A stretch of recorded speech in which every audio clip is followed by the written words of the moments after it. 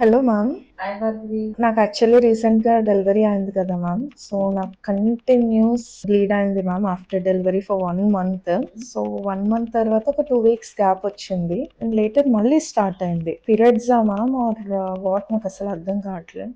Delivery అయిన తర్వాత uterus, cervix, వజైనా ఈ ఆర్గన్స్ అన్ని మళ్ళీ వాటి నార్మల్ సైజ్ రీగైన్ అయ్యే ప్రాసెస్ లో డిశ్చార్జ్ వస్తుంది. దాన్నే మనం లోకి అంటాం. సో ఆ డిశ్చార్జ్ అనేది మనకి 4 weeks వరకు ఉంటుంది. ఆ డిశ్చార్జ్ ఫస్ట్ వీక్ రెడ్ గా ఉంటుంది, లోకియా రుబ్రా. నెక్స్ట్ పింక్ గా ఉంటుంది, ఆ నెక్స్ట్ వీక్ వైట్ గా ఉంటుంది. సో మన పేషెంట్ అడిగినట్టు ఫస్ట్ 1 month తనకు వచ్చింది లోకియా అన్నమాట. సో 2 weeks గ్యాప్ లో మళ్ళీ వెంటనే తనకి పీరియడ్స్ వచ్చేసాయి. సో ఎలా పీరియడ్స్ అనేది యూజువల్ గా 6 weeks to 6 months after delivery వచ్చే అవకాశం ఉంటుంది. ప్రెగ్నెన్సీ తర్వాత పీరియడ్స్ ఎంత త్వరగా వస్తాయి అనే దానికి బ్రెస్ట్ ఫీడింగ్ కి లింక్ ఉంటుంది. సపోజ్ మీరు ఎక్స్క్లూజివ్ బ్రెస్ట్ ఫీడింగ్ అంటే తల్లిపాలు మాత్రమే ఇచ్చేటట్టు అనుకోండి. సో మీకు మీ బాడీలో ప్రొలాక్టిన్ అనే హార్మోన్ లెవెల్స్ చాలా ఎక్కువ ఉంటాయి. సో మీ పీరియడ్ అనేది ప్రొలాంగ్ టైం రాకుండా ఉండే అవకాశం ఉంటుంది. అదే గనక మీరు మిక్స్డ్ ఫీడింగ్ అంటే తల్లిపాలు ప్లస్ ఫార్ములా ఫీడ్ కలిపి ఇచ్చినట్టయితే మీకు ప్రొలాక్టిన్ అనే హార్మోన్ లెవెల్స్ కొంచెం తక్కువ ఉండే అవకాశం ఉంటుంది. సో మీ పీరియడ్స్ త్వరగా వచ్చే అవకాశం ఉంటుంది.